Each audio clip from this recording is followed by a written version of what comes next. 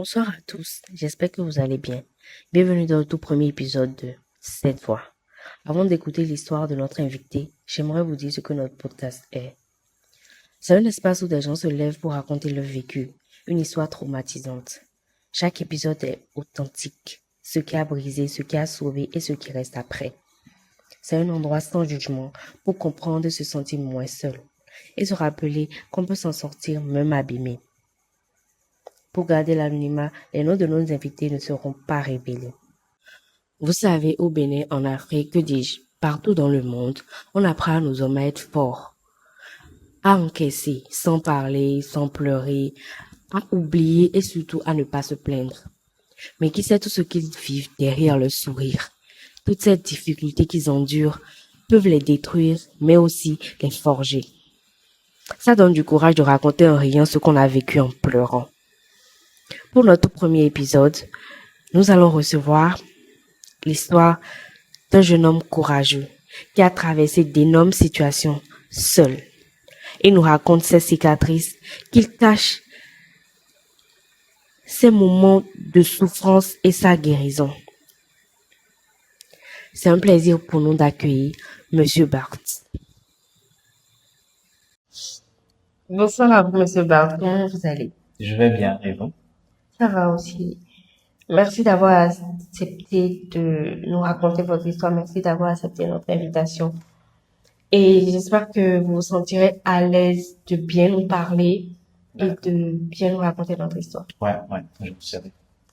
Est-ce qu'on peut se tutoyer? Oui, on peut se tutoyer. C'est parfait. Donc, je vais vous poser des questions basiques qu'on pose à peu près à tous nos invités. Ok. Dans le monde d'aujourd'hui, qu'est-ce qui vous fait vous sentir humain? Ce qui me fait ressentir humain, c'est d'apporter de la joie dans la vie des autres. Comment vous faites? Donne-nous un exemple. Un exemple. Comment vous apportez de la joie? Si quelqu'un a un problème, un souci d'argent, et que j'ai les moyens de l'aider, je le fais sans réfléchir, même s'il n'en est pas beaucoup. Ou je peux aider quelqu'un sans qu'il me le demande, parce que je vois que la personne en a besoin. J'écoute beaucoup les gens. Okay. Et vu que je suis très observateur, j'arrive parfois à surprendre des gens avec un truc qu'ils ne s'attendaient pas et qu'ils avaient besoin. C'est bien. Donc, deuxième question. Quel souvenir d'enfance vous chérissez toujours? Souvenir d'enfance que je souris toujours, c'était des vacances que j'ai passées dans la maison de mes grands-parents. Et il y avait un arbre là, j'ai oublié le fruit, du raisin. Voilà. Il y avait un petit jardin avec des balançoires et il y avait un arbre j'oublie le nom, de raisin. Voilà. Donc, on aimait cueillir les raisins, puis les manger, puis s'amuser là. Donc, je dirais c'est mon plus beau souvenir d'enfance. Et en plus, c'était à grand propos. Donc, avec vos frères et sœurs, c'est vrai? Mes frères et sœurs. Dans les moments difficiles, dans vos moments difficiles, comment vous faites pour ne pas craquer? Je pense toujours à la finalité. J'essaie de voir la vie comme un film. Et dans ce film... Un film d'amour? Ou bien un film d'action? Film d'action. Voilà. Et dans le film, il faut se battre. Il y a des moments où, ils vont tuer sa femme dans le film, ils vont enlever ses enfants. Après, il y a la partie où il doit se battre. C'est moi. Voilà. Et quand il se bat à la fin, généralement, il y a un happy ending. Donc, je visualise toujours la fin en me disant, ceci n'est pas éternel. Cette situation n'est pas éternelle. Ça va passer. C'est comme ça que j'arrive à supporter. C'est bien. C'est très bien même. Donc, dites-moi, quel a été l'élément déclencheur, l'événement qui a tout changé?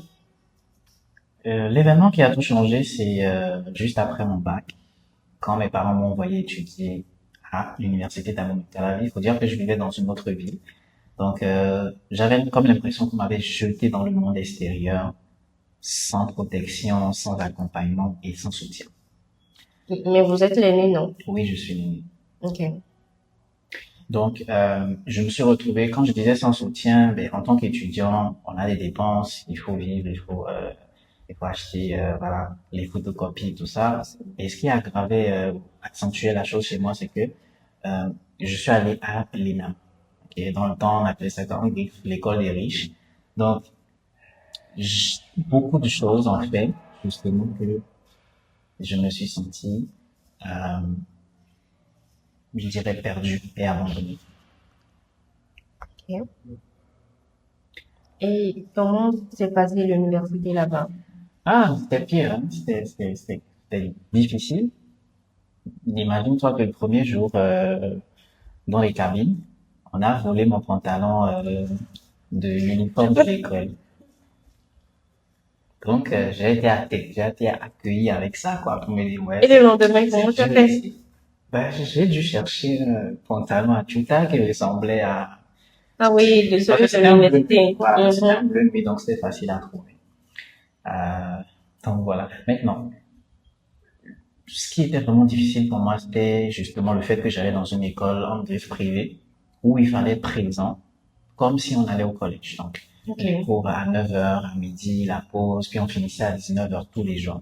Et pour quelqu'un qui n'avait pas de soutien derrière, forcément, je ressentais le besoin d'aller travailler, d'aller faire des jobs pour gagner un peu d'argent pour vivre.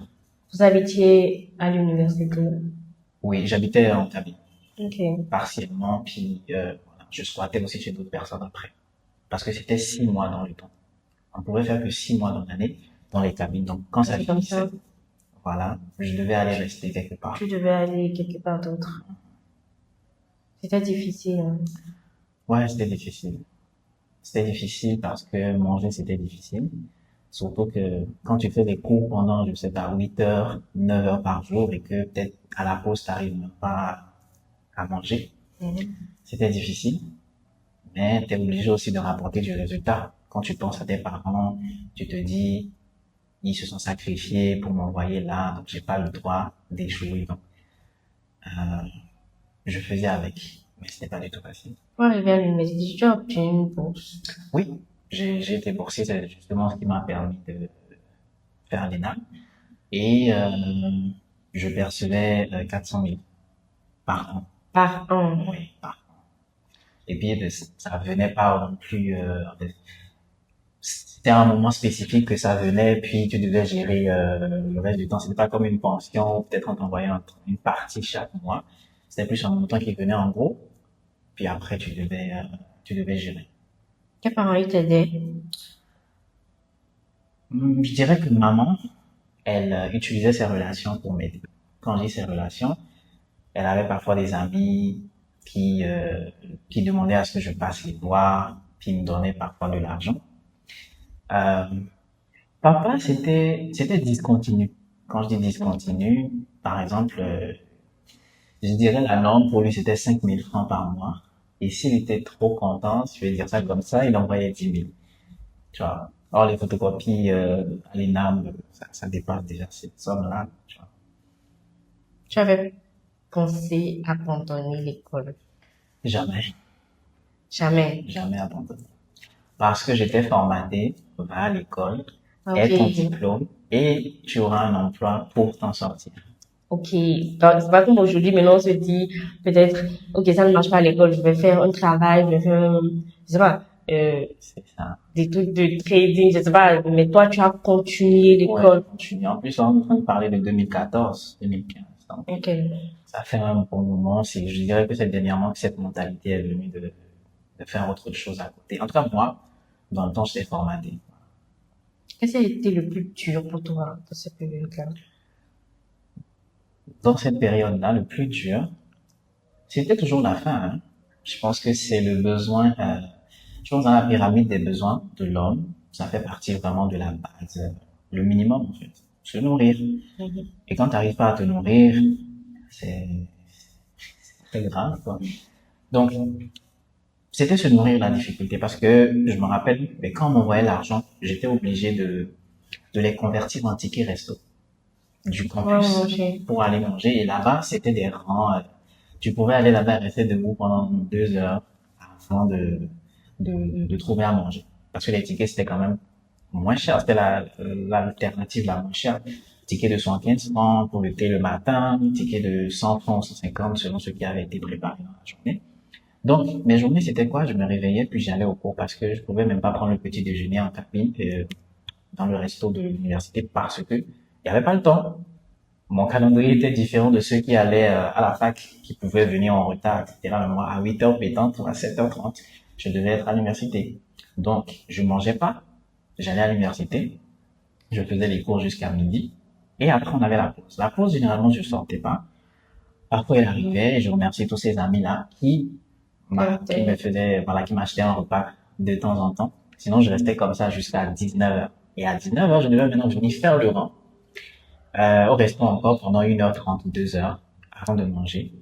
Et après, ne parlons pas, il y avait des histoires de bagarre. J'en ai même assisté où on a pris l'eau chaude parce qu'il y avait une bassine où on mettait les cuillères, les fourchettes et tout ça. Il y a quelqu'un qui a balancé ça à quelqu'un dans la... Parce qu'il arrivait régulièrement des bagarres là-bas parce qu'on parle de nourriture, des étudiants et tout ça. Il y avait même des coups de fourchette parfois. Donc, je me sentais pas vraiment en sécurité. Mais voilà, je devais faire ça. Et une fois, il est arrivé où je n'avais plus du tout d'argent et j'ai mangé du gari sous toutes ses formes pendant, je dirais 5 jours comme ça. Et je ne veux plus jamais revivre ça parce que c'était arrivé à un point où je sortais carrément dans le campus, je me promenais et je regardais sur les arbres s'il n'y avait pas des fruits à manger. Et quand je voyais quand je marchais et que je voyais quelqu'un manger, je me disais dans ma tête, ah ouais, il faut pas me donner un peu maintenant, tu vois. Genre, c'était arrivé à ce point-là, tu vois. Et donc, dans le temps, je priais juste. Je me disais, ah, Dieu, aide-moi. Qu'est-ce que j'ai fait à l'univers pour vivre ça? Pourquoi est-ce que... Mais est-ce que tes parents, ils savaient tout ce que tu vivais? Ils savaient, en partie. Je racontais pas forcément tout à ma mère parce que je suis l'aîné. J'ai Faut être deux fort. petites sœurs et un petit frère dont elle s'occupe là-bas. Donc, j'allais pas aussi tout le temps, la stresser avec mes histoires. Donc, c'est-à-dire que tu te disais, je suis un homme, Voilà, je vais monter. je prenais sur moi, voilà. Papa, bof, hein, il était dans sa vie là-bas. On s'appelait une fois en passant, ou quand c'était vraiment dur, je l'appelais, ah, papa, j'ai besoin d'argent, je vais voir, puis peut-être si, voilà, il t'envoie ton Ouais, c'est bien. on va t'envoyer 5 000, mais parfois, voilà, c'était vraiment le silence, pendant longtemps. Tu as fini l'université? Oui, je me suis arrêté à la licence, oui, j'ai eu ma licence en 2017. Et après ça? Après ça, je reviens à ce que tu avais dit tout à l'heure, je me suis rendu compte de la réalité de la vie. C'est là que je me suis rendu compte que, ok, moi j'étais dans Les un diplômes, rêve. c'est bien, mais... Le diplôme c'est bien, mais en fait, voilà, c'était pas ça la solution. J'ai fini, j'avais mon diplôme, et maintenant il fallait chercher un emploi. Euh, j'ai pas cherché d'emploi. Quand Tu n'as pas cherché d'emploi dans le domaine dans que le tu as... domaine, j'ai jamais Pourquoi? déposé, Tu ne voulais pas? je voulais plus. Je me suis rendu compte que tout ce que j'ai fait, c'était pour plaire aux parents. Même la Ok. filière que j'avais choisie, c'était pour ressembler à mon père, qui était en vrai mon idole quand j'étais petit. Donc, c'était pas pour toi-même. Non, je voulais être l'enfant, voilà, Modèle. l'enfant modèle, voilà, qui donnait l'exemple aussi à ses frères et Oui. sœurs. Bon, j'ai réussi à faire ça, je suis content de ça, mais au sacrifice de, voilà, j'ai pas fait ce que moi je voulais forcément. Et tu as fait quoi après l'université alors? Ah, ben, Tu as quitté l'université, tu as quitté UAT et tout, tu es allé où après? oui, il faut dire que à la troisième année, donc la dernière année, il y a ma petite sœur qui a eu le bac, donc elle est venue aussi à Calavi. Et là, on a dû louer ensemble pour justement faire l'université. Et les parents ne voulaient pas qu'elle reste en cabine, donc papa envoyait l'argent pour qu'on puisse louer, mais après, voilà, il nous a laissé payer le loyer de nous-mêmes par la suite. Ça aussi, c'était vraiment des situations compliquées à gérer. Parce que j'allais à l'ENAM, je pouvais pas aller forcément travailler et tout. Donc, je prenais parfois mes week-ends pour justement aller bosser. Donc, je dirais qu'il y avait une tante, manche longue, on va l'appeler comme ça, qui était dans la restauration. Donc, j'étais devenu serveur, tu vois, tu sais, les agos et tout ça, les gars en chemise blanche et tout ça, voilà. C'est ça. Donc, c'est ça que j'ai fait pendant vraiment longtemps pour pouvoir payer les loyers. Et bon, je dirais peut-être c'était pas forcément bien payé parce qu'à chaque fois, peut-être toute la journée, tu vas gagner 5000 francs. Et c'est dedans, pardon, que tu vas aussi te déplacer. Tu vas prendre des pour aller sur le lieu de travail, revenir. Si tu es malade aussi, c'est dans les 5000 que tu vas voilà, acheter des trucs. Et je pense que le loyer c'était à 15 000 dans le temps, mais même ça, tu vois, c'était compliqué à payer. Tu étais le seul à payer ça. Au début, mais après ma sœur a commencé à contribuer. Ok. Donc voilà. Et là, c'était pas pour contribuer, c'était pas. Puis elle a commencé à aider la tante en question aussi Aussi. dans la restauration et tout. Donc voilà. Et ce qui nous aidait aussi, c'est que parfois elle ramenait de la bouffe à la maison. Tu sais, quand ils ont préparé la part, ben, Et ça reste et tout, elle ramène. voilà. Donc on essayait parfois, elle revenait avec plein de beignets ou plein de akassa, plein de poissons et tout ça. Donc c'est, voilà, il y avait ces jours-là quand même où elle revenait avec ça. Et ça nous aidait à nous nourrir, voilà, sur plusieurs jours parfois. Donc c'est comme ça qu'on gérait. Maintenant, parlons vraiment de ce que j'ai fait après l'université. Je me suis intéressé à faire de l'argent en ligne. Déjà, mon père il est informaticien. Donc depuis l'âge de 5 ans, je suis dans les ordinateurs. Donc je me suis dit, naturellement, mon chemin va aller vers là. Et j'ai découvert une entreprise de MLM. Ok, donc, tu sais, je vais pas citer le nom, mais c'était des histoires de trading et tout. Il fallait faire rentrer des gens. C'était une pyramide de Ponzi, on va dire. Tu vois. Ah ouais, ouais, je vois. Comme les, comment on appelle ça déjà? Des trucs où il faudrait ramener beaucoup de personnes, c'est ça? C'est ça. Mais c'était plus pour le trading ici. Et j'ai commencé. Il faut dire que j'ai rencontré, je dirais, l'une des personnes les plus importantes de ma vie jusqu'à date en cabine. Lui, il était, je pense qu'il avait 1 année ou 2 années de plus que moi niveau année d'université. Et voilà, il est devenu comme un grand frère pour moi, je dirais. Je dirais que c'est lui qui m'a appris beaucoup de choses. Donc, avec lui qu'on a découvert justement l'histoire du trading. Donc après, il fallait faire des conférences, il fallait aller chercher des gens. Après, on a payé. Il y avait la formation en trading, formation catastrophique, wesh. Mais bon. Mais c'est un peu ça. J'ai fait ça pendant peut-être 1 an et quelques. Et puis mon grand frère en question, on va l'appeler mon grand frère, l'ami. Lui, il était comptable. À un moment, il a démissionné aussi, justement pour s'occuper de cette histoire de trading. Au final, ça nous a déçus parce que voilà, tu sais, toutes ces choses, ça finit par exploser à un moment donné. Et puis voilà, c'est un peu ça. Donc après ça, moi, j'ai continué avec le trading. J'ai aimé ça, donc je voulais continuer à le faire. Donc j'ai commencé à apprendre sur le tas, à mettre de l'argent parfois. Les pauvres sous que je trouvais, je mettais là-dedans, je cramais, donc je perdais ça. Mais tu continues. Mais je continuais parce que j'avais la dalle. Je veux réussir, je veux avoir beaucoup d'argent, mais j'ai pas le choix. Ça devait marcher, donc j'ai mis toute mon énergie là-dessus pendant peut-être 2, 3 ans. Et après, je me suis rendu compte que je faisais fausse route ou que je perdais mon temps parce que je me suis rendu compte que pour faire du trading, il fallait déjà avoir une source de revenus pour pouvoir le faire. Mais moi, j'ai perdu comme 3 années à ça. Bien sûr, à côté, je faisais toujours mes petits jobs, etc. et tout. À des moments, je me réveillais le matin, puis je pleurais. Je pleurais parce que rien n'allait. Voilà. Que ce soit côté financier, côté sentimental aussi. C'est vrai que j'ai pas trop abordé ce côté-là, mais voilà, quand t'as pas d'argent, Tu n'as pas droit, du coup. ouais, tu n'as pas droit, il faut se masturber, quoi, comme dirait quelqu'un. Voilà. Quand tu n'as pas, quand tu n'as pas de travail, il faut te masturber. Donc, je me masturbais. Donc, tu n'avais personne. J'avais personne aussi Pour t'épauler, pour t'écouter. tout. Et même les personnes qui, euh, qui se rapprochaient de moi, ça ne marchait pas. Il y avait un schéma régulier. Le schéma, c'était quoi? Je pense que c'est pas parce que je prends soin de moi et tous les gens ont cette image de moi que je suis un gosse de riche. Quand on me voit, genre comme ça, qu'on ne me connaît pas. Ce qui fait qu'il y avait beaucoup de filles qui se rapprochaient de moi, pensant qu'il est un gosse de riche. Et que, ouais, il a porté. Voilà. Et quand elles découvraient, je dirais, voilà, la réalité, de toute façon, je mentais pas non plus, tu vois, j'étais ouvert. Donc, quand elles découvraient la réalité, ben, généralement, la relation, elle ne continuait plus. Donc, il y avait ça aussi qui me faisait beaucoup de mal. dans le temps, vu que je suis quelqu'un qui tombe très facilement amoureux. Donc, bref, c'était un peu ça côté relation. Sinon, je pleurais, mais voilà, je me réveillais chaque jour et je priais.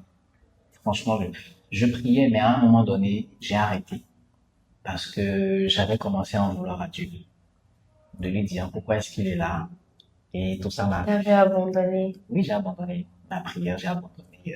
Ouais, j'avais, j'étais fâché contre Dieu. Ouais.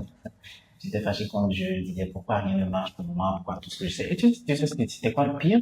Par exemple, côté training, c'est que, et même en fait, dans toutes les choses que j'ai eu à toucher comme activité, je pense que je suis très intelligent et que je comprends bien les choses. Tellement bien que je l'explique aux gens. Ok. Et les gens là arrivaient à faire de l'argent avec. Mais toi, non. Mais moi, non. C'était tellement bizarre. Et ça m'est arrivé dans le trading, ça m'est arrivé dans, ouais, ça énerve. Moi, j'arrivais à leur expliquer, parce que je comprends, parce qu'ils sont venus vers moi, c'est pas grave, c'est le truc. Mais moi, je leur explique, ils gagnent de l'argent, mais moi, ça ne marchait pas. Mais bon, après, tu sais, on est en Afrique, j'allais me dire, ah, c'est les temps du village, etc. Mais après aussi, je pense que c'était plus un problème psychologique. En mode, si dans ta tête aussi ça ne va pas, tu n'es pas posé pour faire les choses, tu peux mal faire. Voilà, tu peux mal faire et les choses ne vont pas fonctionner. Donc, C'était quoi la pire des choses que tu as faites pour sortir de ça? de ça, Oui. la pire des choses que j'ai eu à faire, c'est de faire ce que voilà les jeunes faisaient dans le temps. Mais mes valeurs ne faisaient en fait que j'étais pas du tout à l'aise avec ça. Et de toute façon, ça ne fonctionnait pas. Et c'est là que j'ai compris en fait qu'il y a des choses pour lesquelles on est fait et des choses pour lesquelles on n'est pas fait. Il y a des gens qui vont le faire voilà, de façon à l'aise, ça va fonctionner, blablabla. Mais il y aura des gens aussi, malgré qu'ils soient le plus intelligents du monde, qui connaissent les meilleures techniques, ça va pas fonctionner parce que peut-être même leur esprit n'est pas aligné en fait avec ce genre de pratique-là. Ok. Tu as parlé de tout ce qui est spirituel. Non, là je parlais plus du clavier, quoi. Ok, Voilà, c'est ça, d'accord. Ok, d'accord. c'est Je vois. Ouais. Donc côté spirituel, j'avais trop peur pour faire des trucs. Des Ah, trucs ouais. trop sadiques, trop Ça, trop bizarre. Je sais pas.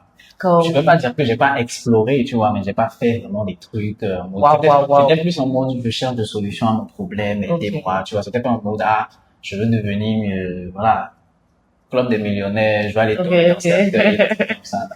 Ok, je vois. Donc c'est la partie. Maintenant, après ça, il est arrivé un événement, je dirais aussi qui m'a aidé à sortir de ça. Un événement malheureux, mais qui a aidé. C'était un Roumain. Un Roumain Tout ce qui change, les garçons. Ouais, tu vois. J'étais là, tu vois, dans le temps, je refusais aussi des offres d'emploi qui n'étaient pas forcément alignées avec ce que je voulais ou dont les payes n'étaient pas intéressantes, tu vois. C'est-à-dire que quand je faisais le calcul, je me disais, bon, autant rester chez moi plutôt que d'aller peut-être travailler, gagner 40 000 là, à la fin du mois ou 50 000. Maintenant, bon, j'étais en relation avec la fille et tout, donc je vais pas entrer dans les détails, mais elle m'a beaucoup fait souffrir. Elle m'a fait vraiment me sentir ne pas être un homme. Je sais pas comment te l'expliquer, mais en gros, c'était un peu comme si j'étais devenu dépendant affectif d'elle. Et parce que aussi, elle avait les moyens, donc, et que moi, je n'en avais pas, elle m'aidait parfois, tu vois. Elle m'aidait parfois à payer le loyer, parfois ma connexion. Et bon, elle n'était pas ici, c'était une relation à distance. Tu vois, elle était au Canada. Et tu travaillais? Dans le temps là, mais je faisais toujours mes jobs de serveur là et tout. Ok. Mais ça ne suffisait pas, tu vois. Ça ne suffisait pas. Puis, dans la relation, en gros, il y avait son ex qui revenait un peu là-dedans, puis il y avait, à chaque fois qu'on se disputait, comme si elle retournait vers l'autre. Elle me disait des paroles, en fait. Oh, mais ouais, elle était Avant qu'elle ne parte. Avant qu'elle ne parte, ouais. Ok. Et voilà, tu vois, des trucs du genre, quand on se disputait, elle va remettre la photo de l'ex en photo en profil, tu vois. Après, c'est pour me dire que moi, je suis pas capable de lui faire ressentir des choses. Ouais. Là, je parle peut-être sexuellement et tout. D'ailleurs, on n'en a pas vraiment eu de vie sexuelle avec moi, vu que la majorité de la relation était à distance. Mais voilà, parfois, elle revenait. Bon, je vais te raconter c'est quoi le truc, en fait, qui s'est passé. C'est que, un jour, elle est revenue au pays. Ok, elle est revenue, puis elle a fait comme 48 heures avant de m'écrire et me dire, ah, je suis là. Voilà, je suis à la maison à Porto, viens me voir. Tu vois, et moi, comme un toutou, voilà, j'ai pris le bus et tout ça, je suis parti pour la voir. On était resté là, elle m'a même pas fait à manger. Mais de quoi tu parles? Ok. Elle m'a juste donné de l'eau et tout. Après, on est resté, on a discuté un tout petit peu. Puis après, ben, c'était déjà un peu tard, tu vois, donc on est allé se coucher et tout. Non, on s'est pas vu pendant des années, donc ce qui doit se passer doit se passer. Voilà, donc le truc c'est qu'on a commencé, puis quelques minutes après, elle a voulu stopper. Ok. Tu vois, elle a voulu stopper, puis après, elle me disait, oh, il fallait qu'elle fasse un choix entre moi et puis son ex. Et c'est après, j'ai appris qu'elle m'a dit, en fait, que quand elle était arrivée, ben, elle avait passé du temps avec l'ex, elle avait couché avec son ex et tout, avant maintenant moi de m'écrire, de venir la voir. Ouais. Tu vois. Et quand j'étais allé la voir, j'avais même pas de transport pour rentrer aussi. Tu vois, donc, le lendemain, on était censé partir à Cotonou ensemble. De toute façon, on devait aller à Tokwa ou un truc comme ça. Et le lendemain, finalement, ben, on prend le Zé, on arrive au parc là où on prend les trucs, puis c'est moi seul, je descends. Ah, elle reste sur sa moto et tout, puis elle s'en va. En fait, apparemment, il y avait une copine avec qui devait nous accompagner et tout, mais j'avais l'impression que, comme si elle avait honte de moi, en fait, genre, elle voulait pas me présenter à ses amis parce que j'en connaissais aucun. Tu vois. Et bon, après que moi je suis arrivé à Cotonou, je l'ai écrit, ah, mais t'avais dit qu'on allait faire ci, ça, mais après, elle me répond, tu es qui pour me parler comme ça, tu n'as même pas le droit, tu vois, les trucs rabaissants et tout ça, et elle m'en disait tellement, tellement, tellement, tellement. Mais la goutte d'eau qui a fait déborder le vase, c'était, malgré que c'était compliqué comme ça, moi je l'aimais beaucoup. Puis son anniversaire est arrivé, elle était toujours au Bénin. Puis je l'ai appelée à 0 heure, elle a décroché. Enfin, elle n'a pas décroché, pardon. J'ai appelé à 0, elle a pas décroché et tout. Puis elle me rappelle comme à 0, 10 ou 12 comme ça et tout. Donc elle me rappelle que je décroche et tout. Moi, j'ai senti dans sa voix quand même, tu vois, qu'elle était en train de faire avec son ex. Bon, tu savais pas que c'était avec son ex, mais tu sentais qu'il y avait quelque chose. Je savais qu'elle faisait quelque chose, mais Ouais. avec qui, je ne savais pas. Ok. Mais elle était en train de faire l'amour avec son ex. Puis après, bon, moi, je lui ai juste souhaité joyeux anniversaire en 1 minute, là, puis j'ai coupé et tout, puis après, j'ai commencé à passer des messages, tu sais, garçon amoureux. Qu'est-ce qui se passe, nanani, nanana, et tout. Ah non, on n'est plus ensemble. Tu sais, bref, elle m'a dit ces trucs. Elle a dit ça. Oui, elle m'a dit ça, que on n'était plus ensemble, etc. Donc, tellement, tellement, tellement, ça m'a affecté que, ouais, ça m'a rabaissé. Bon, j'ai pas tout dit parce que ce serait trop long, mais bon, en résumé, c'est un peu ça. Et ça m'a tellement rabaissé, enfin, ça m'a tellement affecté à un point que j'avais commencé à faire les locks dans le temps. Je les ai rasés. Parce que je m'étais dit, bon, là. Tu te sens pas mal. Ouais. Et je m'étais dit, bon, là, il faut que tu trouves un travail. Okay. Il faut que tu aies ton propre argent. Okay. Il faut que tu t'en sortes, en fait, par tous les moyens, quitte à accepter même les jobs que tu refusais. Voilà. Et c'est comme ça, bon, j'ai dû raser aussi mes locks parce que là, on est en train de parler de 2020, okay. 2021, il n'y avait pas encore les locks partout, les gens voyaient ça mal et tout, donc je cherchais du travail, donc j'ai dû les raser. Et j'ai trouvé un job de téléconseiller à Interstice qui est à Gonfie là-bas. Voilà. Donc je dirais que c'est là que tout a commencé. La belle histoire a commencé, si on va dire. Tu vois. Là-bas, j'ai rencontré un ami, quelqu'un je dirais vraiment, tu sais, je pense qu'il y a des gens qui sont des envoyés de Dieu dans notre vie pour vraiment nous aider, pour nous sortir de situations difficiles. Donc j'ai rencontré cet ami là-bas.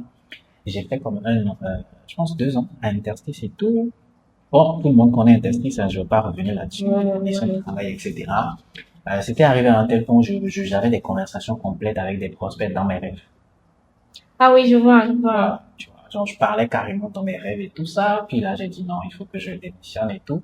J'ai démissionné sans avoir de plan B, sans rien. J'ai passé comme 6 mois de galère vraiment intense où j'arrivais pas à payer le loyer, manger c'était difficile. Il y avait ma sœur aussi qui en rajoutait parce que voilà, vu qu'elle participait au loyer, elle s'était vue pousser des ailes, etc. Bon, ça aussi, tu vois, j'ai vécu l'expérience en fait d'un homme qui a une femme, qui vit avec sa femme et qui n'a rien, tu vois. Sa femme va le rabaisser, va l'insulter, va mal lui parler, va... J'ai vécu tout ça avec ma propre sœur. Donc, juste le fait de vivre ça m'a fait dire, ben, si t'as pas d'argent, si t'as pas les moyens, ne va pas chercher Une femme. femme, tu vois, ne va pas chercher femme, ni copine et tout. Donc, ça fait Concentre-toi que d'abord sur toi. c'est ça. Donc, je suis resté vraiment beaucoup d'années célibataire. Euh, puis, donc, comme je le disais, j'ai fait un interstice, j'ai démissionné, j'ai fait 6 mois à la maison. Et puis un jour, l'ami que j'ai rencontré à l'interstice, il m'a appelé parce que lui, c'était quelqu'un qui travaillait en ligne. Il est freelance et tout ça. Et juste avant ça, j'avais trouvé un autre job dans un autre centre d'appel que j'avais commencé et tout. J'aimais pas vraiment, hein, tout ce que je faisais là, même interstice, tout ça, j'aimais pas. Je détestais, mais j'étais obligé de le faire. Et la particularité avec moi, c'est que vu que j'aime bien faire mon travail et qu'il n'y a pas de reproche là-dessus, je vais tellement bien faire que tu vas penser que j'aime ça, alors que j'aime pas. Parce que je me rappelle, il y avait des gens là-bas qui, ils étaient, ils aimaient ça, quoi. Ils aimaient vraiment être téléconseillers, tout ça. Moi, j'aimais pas. Pourtant, j'ai pu très rapidement gravir les échelons, puis arriver dans les équipes élites et tout ça. Puis les gens me disaient, toi, tu n'aimes pas le truc. Mais c'est toi qui avance plus que nous. C'est toi qui fais bien les choses. Je suis comme ça. Il faut toujours bien faire le travail, que tu l'aimes ou que tu l'aimes pas. Tu es payé pour ça. Donc, tu dois bien le faire. Donc, je pense que c'est toutes ces qualités que l'ami en question a vues chez moi. Et il m'a rappelé. Et autre chose que je vais dire, un petit conseil que je vais glisser là, les gars, apprenez à parler l'anglais. Apprenez à parler l'anglais. C'est ça. C'est important. C'est ça qui m'a sauvé. Parce que dans le temps, on cherchait un téléconseiller freelance en ligne, qui parle français bien sûr, mais qui doit aussi comprendre l'anglais. Même si c'est pas totalement, qui devait comprendre l'anglais. Et là, je me suis dit, mais toute cette nuit passée à télécharger des sons, des Chris Brown, Dalida et tout ça, aller chercher les lyriques et tout ça, et finalement, ça a payé, tu vois. Finalement, ça a payé parce que c'est des trucs comme ça qui m'ont appris à parler l'anglais. Et voilà, il m'a appelé, il m'a dit qu'on avait besoin de quelqu'un qui parle anglais, que je suis le seul autour de lui qui parlait un peu anglais, que voilà, qui veut me proposer l'opportunité. Et j'ai accepté. J'ai accepté l'opportunité. J'ai démissionné vite. De l'autre. J'ai démissionné parce que voilà, j'allais gagner des dollars. J'étais très content. Ouais. Et mais juste à la veille où je devais commencer le travail, j'avais pas d'équipement. J'avais pas de souris, j'avais pas de casque. Bref, il y avait plein de trucs que j'avais pas. Donc, j'ai dû vraiment courir de gauche à droite, demander des prêts et tout ça. Bon, finalement, c'est ma maman chérie qui m'a trouvé l'argent pour acheter des trucs pour commencer. Et tout. Je travaillais sur un écran, un ordi portatif dont la moitié de l'écran était invisible. Genre, l'écran était, mais moi, j'étais prêt à tout pour m'en sortir. Ouais. Donc, j'étais sur une chaise en plastique. Tu sais, les chaises des agos, là. Les tables en plastique et tout ça. Donc, c'est comme ça que j'ai commencé dans la chaleur chez moi là-bas. En plus, moi, ma chambre, c'était à côté des toilettes. Okay. Dans la maison. C'était pas toilette interne, quoi. C'était, voilà. Bref, il y avait tout ça. Mais je suis resté là-dedans. Donc, j'ai commencé à travailler. C'est là vraiment que j'ai gagné vraiment les premières vraies sommes dans ma vie. Genre, je pense que je gagne un truc de 120 000 chaque 2 semaines. Donc, tu imagines, tu passes genre de 0 R du tout À ça. à 120 000 chaque 2 semaines. C'était le rêve pour moi, tu vois. Et 2 ou 3 mois après, j'ai déménagé. J'ai quitté là et tout. Puis voilà, c'est comme ça que j'ai commencé à travailler en ligne. Et cette qualité de bien faire le travail m'a aussi vraiment aidé à toujours bien me faire voir, tu vois, de tous les employeurs avec qui j'ai travaillé. Ce qui fait qu'au final, je ne me retrouvais presque jamais à court de travail. C'est vrai qu'il est arrivé des moments où, voilà, les entreprises ont fermé et tout ça, mais je me suis jamais retrouvé à court de travail. Donc, petit conseil aussi que je vais dire aux gens, quand on vous engage pour faire quelque chose, il faut le faire bien.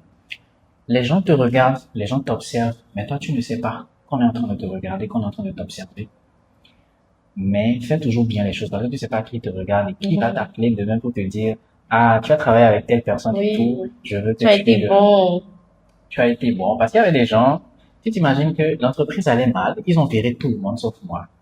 Malgré qu'il n'y avait pas l'argent pour payer les gens, ils ont tout fait pour moi, continuer à me payer pendant encore 6 mois Tu as pour terminer les choses. Donc, c'est dire en fait que partout où vous passez, essayez vraiment d'apporter un bon frais, de faire bouger les choses en fait, de montrer que vous êtes différent et que vous êtes venu faire bouger les choses. Ok. Donc, ça, c'est le petit conseil que je vais dire là. Maintenant, Est-ce pour, que, juste te poser une question, hum, qu'est-ce qui a, est-ce qu'il y a eu quelque chose dans ton passé, est-ce qu'il y a quelque chose dans ton passé qui te suit encore? qui me suit comme quoi? Je pas très bien compris. Est-ce qu'il y a toujours une difficulté ou euh, je sais pas, une situation de ton passé qui te suit toujours jusqu'à maintenant? Une situation, pour répondre, hein, je sais pas si je vais bien répondre à cette question, c'est, par exemple, la confiance en soi. C'est quelque chose sur lequel je travaille toujours, jusqu'à maintenant. Parce que, tu vois, passer par ces moments-là où, voilà, tu étais rabaissé, où tout le monde te disait, voilà, t'es rien du tout, même tes employeurs, là, je pense que quand j'étais serveur et tout ça, qui te dit t'es un vaut rien, ou même parfois que ta propre sœur te dise, ben, si ça ne marche pas, va pousser des pouces-pouces au marché. Tu Tu as vois, fait ça? comme ça. Non, j'ai jamais fait ça, j'ai pas fait. Mais voilà, tu vois. Qu'est-ce que tu as fait de pire? Qu'est-ce que tu as fait que tu penses que c'était tellement bas Qu'est-ce que que ça, tu en bas? pour pouvoir, Pour pouvoir survivre. euh, J'ai, euh, j'ai été engagé sur un stand de trucs là, à la route des pêches là. Quand ils avaient inauguré ça, il y avait comme une foire qu'ils avaient fait là. Donc j'ai été pris sur un stand de vente de chips Yoyo. Et donc, vu que ça ne vendait pas vraiment, ils nous ont dit, OK, vous prenez les chips et vous allez marcher sur les trottoirs et passer dans chaque boutique que vous voyez une dame qui vend ça, elle lui vend ça en gros. Donc, ouais. je devais garder. Tu donnes la vente ambulante. C'est ça la vente ambulante. Donc, voilà, on te mettait plein de chips Yoyo dans les Oh, paquets mais, de chips Yoyo, puis voilà, tu marchais. mais tu es arrivé avant tout. Quand on arrivait à vendre, on ne mettait pas groupe de deux et tout. Mais moi, je ne prends pas ça comme une mauvaise expérience. C'est vrai qu'au début, j'avais honte. Ah, quelqu'un que je connais me voit maintenant, tu vois, des trucs comme ça. Mais à part ça, je pense que c'était une bonne expérience parce que ça m'a permis aussi de savoir en fait créer le contact avec les gens, parler aux gens. Parce qu'avant, j'étais timide, j'étais dans mon coin, mais là, il fallait vraiment que j'aille vers les gens. Donc ça, ça a débloqué quand même des qualités assez intéressantes, je trouve, pour moi. Et c'est là aussi que je me dis que tout ce qui m'est arrivé, pendant qu'on le vit, c'est compliqué, c'est difficile, ça fait mal. Mais après, quand tu y repenses, tu te dis, mais ça a servi à quelque chose. Ça m'a apporté un plus en tant que personne. Tu vois. Donc, Donc, c'était bien. ouais, je vous dirais que c'est le... Tout ce que tu as vécu était C'est ça. peut-être difficile, mais c'est tout ça qui t'a forgé, qui t'a... C'est ça qui a fait que peut-être aussi je faisais bien, je faisais bien le travail qu'on m'a employé parce que j'avais rien, j'avais la dalle et tout, donc forcément je veux m'en sortir et donc ça te met une certaine pression, un certain feu au cul, en fait, en mode, il faut que je fasse bien, il faut pas que je perde ce boulot-là. Donc, il faisait que je faisais bien les choses aussi. Peut-être que si, je sais pas, il y avait mes parents qui me donnaient l'argent et tout ça, parce qu'on en voit beaucoup, hein, des exemples comme ça, des gens qui sont bien, mais quand on leur trouve un boulot, ils font de la merde parce que bon, de toute façon, Je suis à l'aise, quoi. je suis déjà à l'aise ou bien j'ai rien à perdre, tu vois. Moi, j'avais à perdre.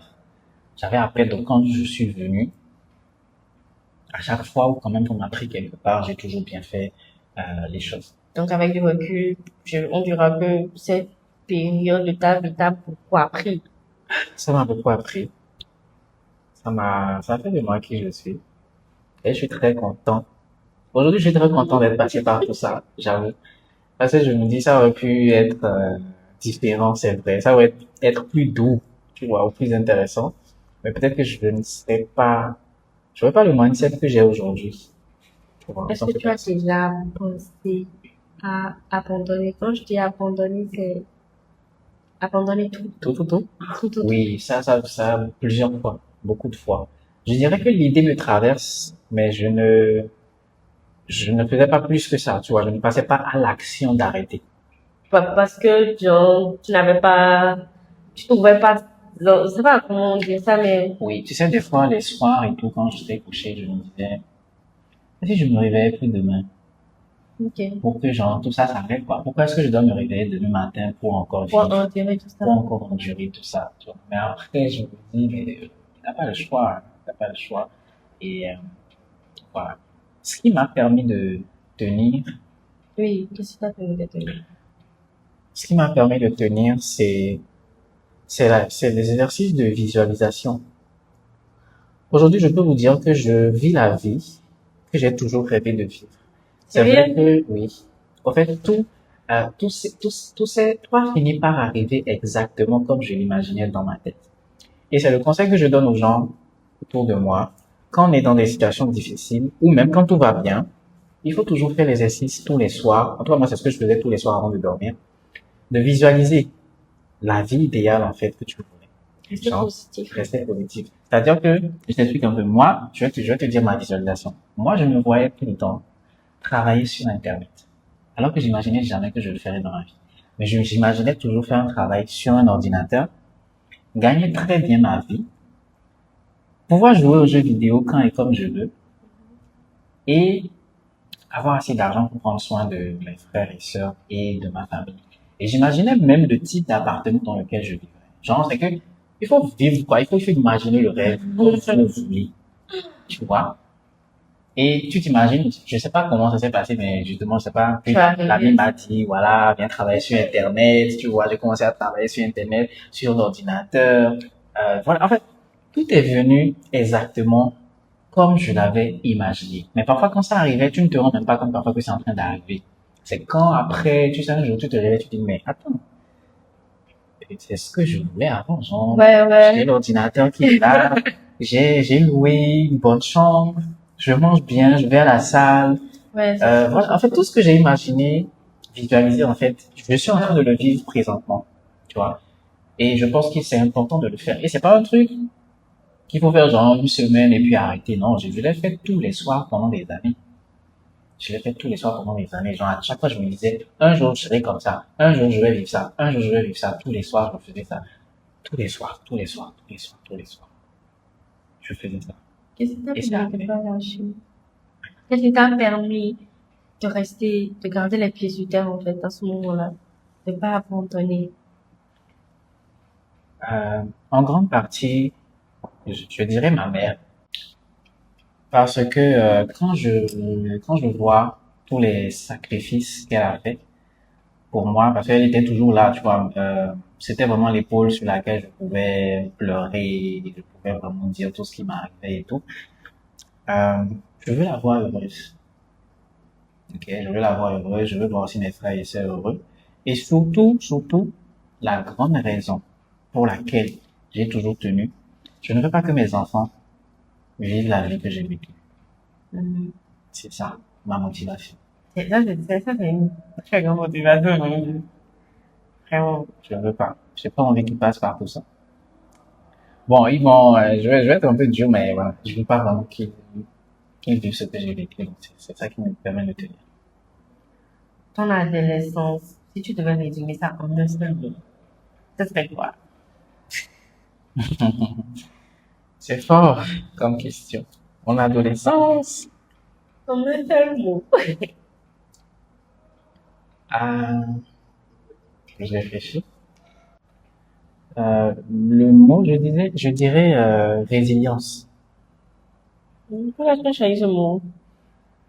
Résilience, je pense que ça veut dire, si je me trompe pas, la capacité de quelqu'un en fait à surmonter les difficultés, à s'adapter pour avancer. Ok. Donc c'est pour ça. Cette période t'a appris quoi? Beaucoup de choses, mais premièrement, ça m'a appris que les difficultés nous forment. Ça nous forme à être meilleurs, à nous surpasser.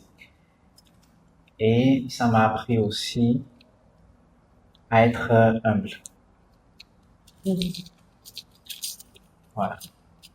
Qu'est-ce que tu dirais à une personne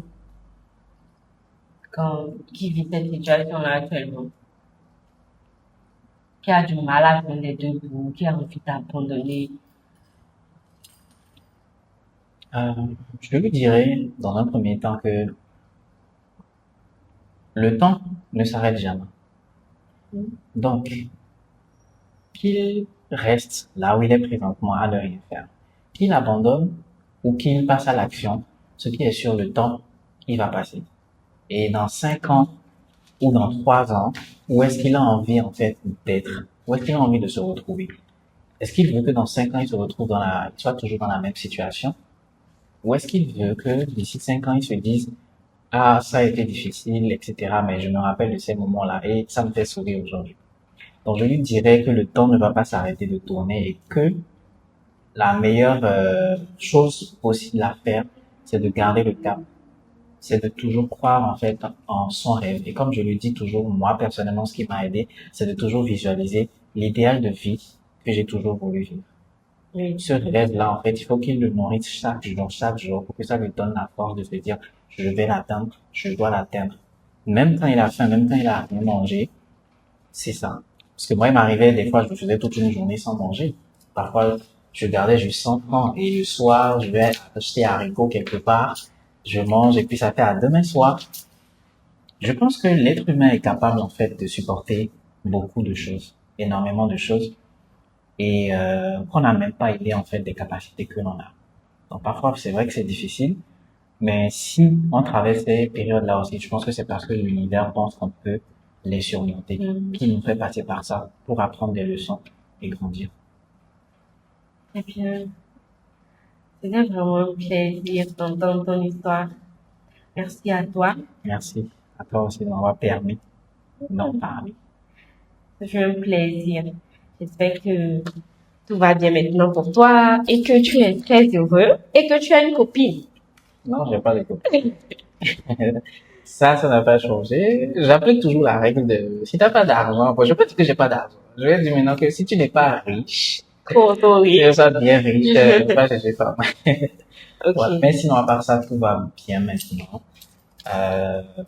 Voilà, il y a pas mal de choses que j'ai appris sur le chemin, que j'ai appliquées, qui font qu'aujourd'hui, oui, ça va. Et comme je le dis toujours, si jamais ça ne va pas, je dis toujours, ça va passer. C'est jamais éternel. Les bons moments vont venir juste après ça, donc ça me permet de continuer. Mais quand même, tu es heureux. Oui, je suis heureux. Je suis heureux. Donc j'apprends à être heureux, je vais dire ça. Félicitations Merci beaucoup. et bonne chance pour la suite. Merci. Très gentil. Merci à vous, chers auditeurs, d'avoir écouté jusqu'au bout cette première voix. L'histoire de M. Bach nous apprend qu'être jeune, ce n'est pas facile. Il y aura souvent des difficultés et des péripéties. Mais il faudrait rester fort et avancer malgré tout. Continuer à croire en soi et en ses rêves. Positiver même dans les difficultés et dans les situations compliquées. Si cela réveille des souvenirs en vous, parlez à un proche. Et surtout, prenez soin de vous. Si vous avez envie de nous raconter votre histoire pour aider d'autres personnes dans la même situation que vous, vous pouvez nous écrire sur notre mail 7fois229@gmail.com. Merci à tous. Nous vous donnons rendez-vous la semaine prochaine pour un tout nouvel épisode de 7 fois. Merci.